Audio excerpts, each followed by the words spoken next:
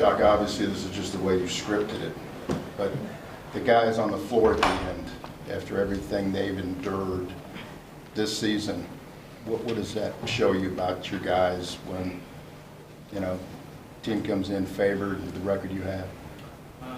Pretty impressive. I think what makes it impressive is, you know, we go in not on the greatest note, you know, going into halftime, and for the guys to not hang their heads, make some adjustments, trust the adjustments, and trust each other. Impressive to see. And you know, we had a hodgepodge of guys out on the floor, guys on the bench, and to see the guys on the bench cheering on the guys in the game, that was very enjoyable to see. Jacque, you said before the game that your backups would be, your reserves would decide this game, to have Mo make the pass, Victor corral the loose ball. How happy are you with the way that bunch played? We talked about it, John. Just you know, because their second unit is so impressive. I've seen plenty of games where the second unit for the Thunder end the game. The game is over because they play so well. And for Vic to come up with that loose ball at the end, those are just me versus you. Who wants it? Who's going to get it? Who's going to make the play? Very impressive by him. We talked the other day about how Tobias runs the break. What does it say about him sprinting back on that play and ending up with the game winner? Just a competitive spirit. That's it. And he was going to outrun whoever was next to him, and he was going to get to the rim and try to make a play for his team. It sounds. Go ahead, Dick. That must have been something waiting for that review at the end there. Were you at all concerned that they weren't going to give you the basket? I was drawing up our defensive strategy in case they had, you know, point something left on the clock, and so that was in my thought process. But little favor tonight, we'll take it. It's not often you look at a guy who has 29 points and you did a pretty good job on him. He was 10 of 22. I mean, you threw everybody at Kevin.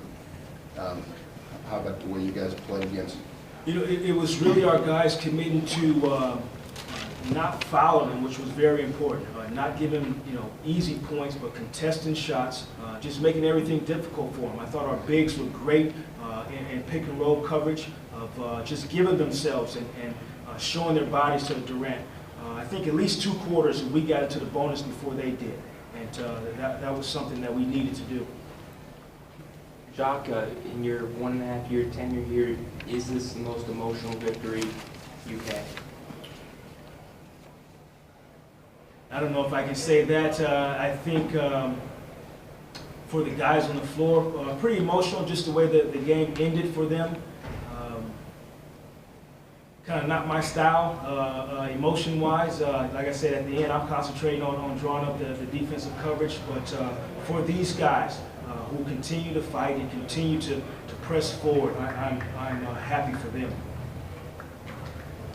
Coach, you only gave up 37 points in the second half. Obviously, that's a big step for your team. What changed for you guys defensively in the second half that allowed you to bear down on you? Evan, we came into halftime and we watched some film and we talked about how we could help ourselves. There were numerous possessions in the first half where we could have been in better situations, better placement, helped each other a little bit more, and we did that the second half, and that was the difference. Coach, describe your thought process on that final play when Victor passed the ball to Maurice, but Maurice ended up, instead of taking the layup, passing it back to Tobias. What was your thought process? Well, it'll be interesting on film because as the 50-50 is going on with either Vic or the Thunder guy's going to get it, and we have a 20-second timeout left. So I'm trying to get close to an official, thinking about calling a timeout. I see Vic tap it ahead, and then the rest is a magic win. And part of that, you know, you holding OKC to 14 points in that fourth quarter was Durant was only 1 of 7. You had a couple guys on him, but mostly Harkless there at the end. Just talk about how valuable his length was and his just defensive commitment was tonight. I thought every guy that got a chance to guard Durant tonight, starting off with Tobias to Aaron to Maurice throughout the course of the game, did a good job of really trying to stick to the game plan. Maurice's length is a plus for us, for him to contest shots, make things difficult, get his hands on balls when Durant was trying to pass out of pick and roll. That's something that's needed for us. Serge Ibaka ended up with 5 blocked shots tonight. Obviously changed a lot more than that too. What does it say about this team that they were able to keep going at him, going at the interior defense of the Thunder and trying to make aggressive plays to get to the foul line? Yeah, a little bit of a learning lesson. I think we reflect back on the Indiana game where we didn't get to the rim as much as we wanted to.